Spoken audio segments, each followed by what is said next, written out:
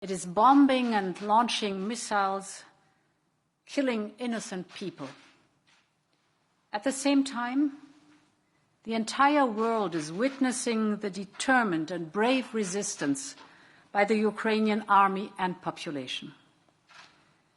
As Russian forces unleash their assault on Kiev and other Ukrainian cities, we are resolved to continue imposing massive costs on Russia, costs that will further isolate Russia from the international financial system and our economies.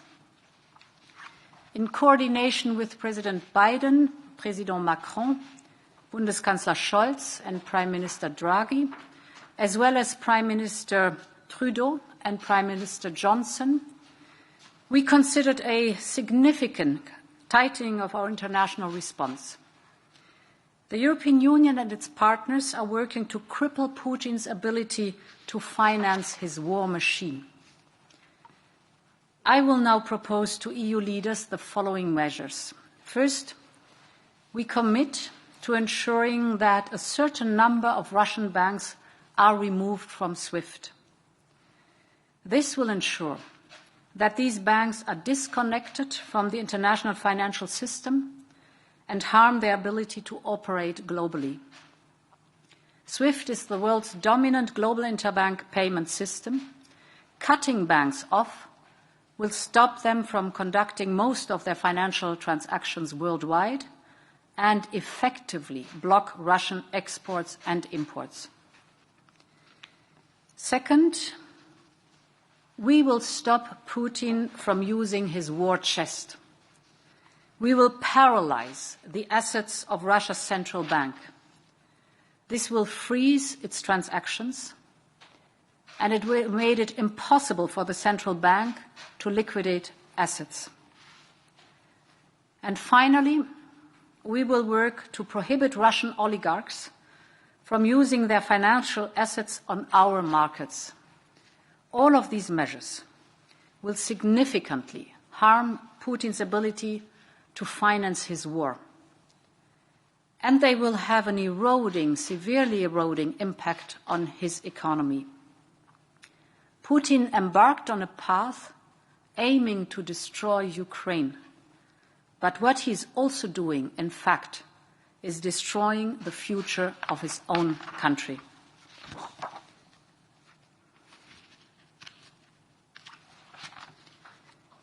Nur wenige Dutzend Kilometer von der Ostgrenze der Europäischen Union entfernt verübt die russische Armee barbarische Taten. Sie wirft Bomben und feuert Raketen auf unschuldige Menschen. Und zugleich ist die ganze Welt Zeuge des entschlossenen und mutigen Widerstandes der ukrainischen Armee und Bevölkerung. Die russischen Streitkräfte setzen mit unverminderter Härte ihre Angriffe auf Kiew und andere ukrainische Städte fort. Vor diesem Hintergrund sind wir entschlossener denn je, Russland einen Preis so hoch wie irgendwie möglich für diese Aggressionen aufzuerlegen und das Land weiter vom internationalen Finanzsystem und wirtschaftlich zu isolieren. In Abstimmung mit Präsident Biden, Bundeskanzler Scholz, Präsident Macron und Premierminister Draghi, als auch Premierminister Trudeau und Premierminister Johnson werden wir die internationale Antwort auf die russische Aggression weiter schärfen. Ich werde den Staats- und Regierungschefs der Europäischen Union nun die folgenden neuen Maßnahmen vorschlagen. Erstens. Wir wollen sicherstellen, dass eine Anzahl russischer Banken aus SWIFT ausgeschlossen wird. Dieser Schritt wird die betroffenen Banken weitgehend vom internationalen Finanzsystem abkoppeln. Und dieser Schritt wird es ihnen erheblich erschweren, am weltweiten Geschäftsverkehr teilzunehmen. SWIFT ist das dominierende globale Zahlungssystem zwischen Banken. Ohne SWIFT werden die betroffenen Banken kaum mehr in der Lage sein, Finanztransaktionen auf dem Weltmarkt durchzuführen. Und damit blockieren wir auch weitgehend russische Exporte und Importe. Zweitens. Wir wollen Putin daran hindern, seine staatlichen Rücklagen für die Finanzierung seines Krieges zu nutzen. Dafür werden wir das Vermögen der russischen Zentralbank blockieren. Ihre Transaktionen werden eingefroren und wir nehmen der Zentralbank die Möglichkeit, ihre Guthaben international einzusetzen. Der dritte Punkt betrifft Oligarchen. Wir arbeiten intensiv daran, dass sie über ihre Geldvermögen nicht mehr unbeschränkt verfügen können.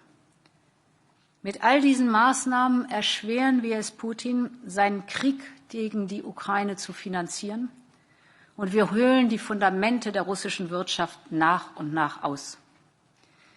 Putin hat einen Kurs gewählt, der auf die Zerstörung der Ukraine abzielt.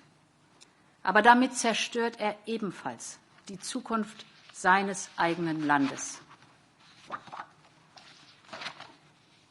À peine quelques dizaines de kilomètres de la frontière orientale de l'Union européenne, l'armée russe commet des actes barbares pendant son invasion de l'Ukraine.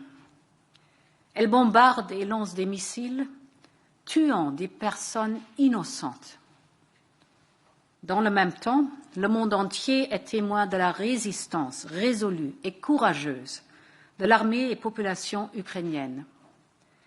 Les forces russes ont déclenché leur assaut sur Kiev et les autres villes ukrainiennes, et nous sommes résolus à imposer un prix énorme à la Russie. Un prix qui l'isolera de notre système financier international et de nos économies. En coordination avec le président Biden, le président Macron, le chancelier Scholz, le Premier ministre Draghi, ainsi que les premiers ministres Trudeau et Johnson, nous avons discuté d'un tour de vie significatif dans notre réponse internationale. L'Union européenne et ses partenaires, nous travaillons ensemble pour affaiblir la capacité de Poutine à financer sa machine de guerre. Je vais maintenant proposer aux leaders européens des mesures suivantes. D'abord, nous nous engageons à ce qu'un certain nombre de banques russes soient coupées de SWIFT. Cela entraînera leur déconnexion du système financier international. Leur capacité d'agir globalement s'en trouvera affaiblie. SWIFT est le système interbancaire dominant au niveau global. Cette action empêchera les banques d'effectuer la plupart de leurs transactions financières mondiales. Par conséquent, les exportations et importations russes seront bloquées. Ensuite, nous empêcherons Poutine d'utiliser son trésor de guerre. Nous allons paralyser les actifs de la Banque centrale russe. Cela gèlera ses transactions financières et rendra impossible la liquidation de ses actifs. Et enfin, nous travaillerons pour interdire aux oligarques russes d'utiliser leurs actifs financiers sur nos marchés. Toutes ces mesures affaibliront de manière significative la capacité de Poutine de financer sa guerre. Elles dégraderont petit à petit son économie. Poutine s'est embarqué dans la voie de la destruction de l'Ukraine, mais ce faisant, il détruit l'avenir de son propre pays. Merci.